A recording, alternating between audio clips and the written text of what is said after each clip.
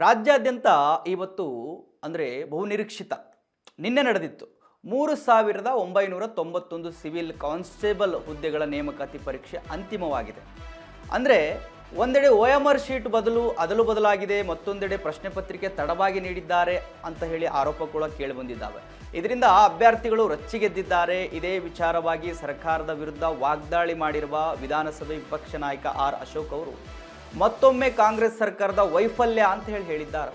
ಅಷ್ಟೇ ಅಲ್ಲದೆ ಗೃಹ ಸಚಿವ ಪ್ರಿಯಾಂಕ್ ಖರ್ಗೆ ರಾಜೀನಾಮೆಗೆ ಒತ್ತಾಯಿಸಿದ್ದಾರೆ. ಈ ಕುರಿತಾಗಿ ಟ್ವೀಟ್ ಮಾಡಿರುವ ಆರ್ ಅಶೋಕ್, ಮತ್ತೊಂದು ನೇಮಕಾತಿ ಪರೀಕ್ಷೆ, ಮತ್ತೊಂದು ಕಾಂಗ್ರೆಸ್ ಸರ್ಕಾರದ ವೈಫಲ್ಯ, ಮಗದೊಂದು ರಾಜ್ಯದ ನಾಯಕರ ಭವಿಷ್ಯದೊಂದಿಗೆ ಅಂದರೆ ರಾಜ್ಯದ ಯುವಕರ ಭವಿಷ್ಯದೊಂದಿಗೆ ಚೆಲ್ಲಾಟ ಆಡ್ತಾ ಇದೆ ಕಾಂಗ್ರೆಸ್ ಸರ್ಕಾರ ಅಂತ ಹೇಳಿ ಅವರು ಕಿಡಿಕಾರಿದ್ದಾರೆ.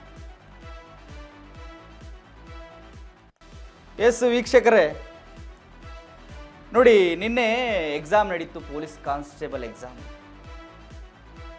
ಅದಕ್ಕೆ ಸಂಬಂಧಪಟ್ಟ ಹಾಗೆ ಕೆಲವು ಕಡೆ ಪೇಪರ್ ತಡವಾಗಿ ಕೊಟ್ಟರು, ಇನ್ನೂ ಕಡೆ OMR ಸೀಟ್ಗಳನ್ನು ಅದಲು ಬದಲಾಗಿದೆ. ಅಂದರೆ ಕ್ವಶನ್ ಪೇಪರ್ಗೂ OMR ಸೀಟ್ಗೂ ಸಂಬಂಧ ಇಲ್ಲ. ಅಲ್ಲಿ ಗೊಂದಲ ಸೃಷ್ಟಿ ಆಗಿಬಿಟ್ಟಿದೆ.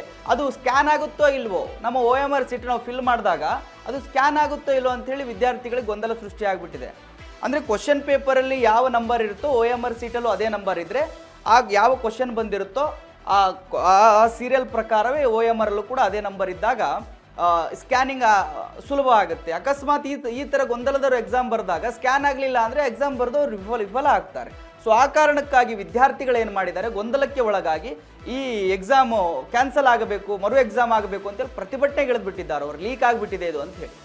ಅಂದರೆ ನೋಡಿ, ನಾನು ಹೇಳೋದು ಏನಂತ ಗೊತ್ತಾ, ಇವಾಗ ಯಾಕೆ ಎಕ್ಸಾಮ್ ನಡೆಸೋದು ನಿಜ, ಯಾಕೆ ಅದಲು ಬದಲು ಮಾಡ್ತೀರಿ ಮತ್ತು ತಡವಾಗಿ ಯಾಕೆ ಕೊಡ್ತೀರಿ? ಪೂರ್ವ ಸಿದ್ಧತೆಗಳಿರೋದಿಲ್ವಾ ನಿಮಗೆ? ಈ ಕರ್ನಾಟಕ ಎಕ್ಸಾಮಿನೇಷನ್ ಅಥಾರಿಟಿ ಇದೆಯಲ್ಲ, ಅದರಿಂದ ಸ್ಪಷ್ಟನೆ ಕೊಟ್ಟಿದ್ದಾರೆ ಇವಾಗ. ಅಂದರೆ ಏನು ಸಮಸ್ಯೆ ಇಲ್ಲ, OMR ಸೀಟು ಪ್ರಶ್ನೆ ಪತ್ರಿಕೆ ಎರಡು ಚೇಂಜಸ್ ಇದ್ರೂ ಕೂಡ ಪರವಾಗಿಲ್ಲ ಅನ್ನುವಂಥದ್ದು ಕೂಡ ಹೇಳಿದ್ದಾರೆ.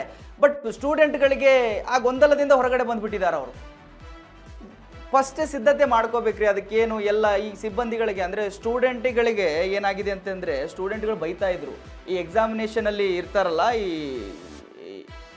ಇನ್ಚಾರ್ಜ್ಗಳು ತಗೊಂಡಿರ್ತಾರಲ್ಲ ರೂಮ್ದು, ಅವರು ಅವ್ರನ್ನ ಹಾಕಿದ್ರು ಅಂದರೆ ಏನು ಕೊಡಬೇಕು ಏನು ಕೊಡಬಾರ್ದು ಅದು ಕೂಡ ಗೊತ್ತಿರಲಿಲ್ವಂತೆ, ಅಂಥವ್ರನ್ನ ಹಾಕಿದ್ದಾರೆ ಅಂತೇಳಿ ವಿದ್ಯಾರ್ಥಿಗಳು ಆಕ್ರೋಶ ವ್ಯಕ್ತಪಡಿಸ್ತಾ ಇದ್ರು. ಆಗ ಅದಕ್ಕೆ ಸಂಬಂಧಪಟ್ಟಂಗೆ ಆರ್ ಅಶೋಕ್ ಅವರು ಟ್ವೀಟ್ ಮೂಲಕ ಈಗ ಸರ್ಕಾರಕ್ಕೆ ಹರಿಹಾಯ್ದಿದ್ದಾರೆ.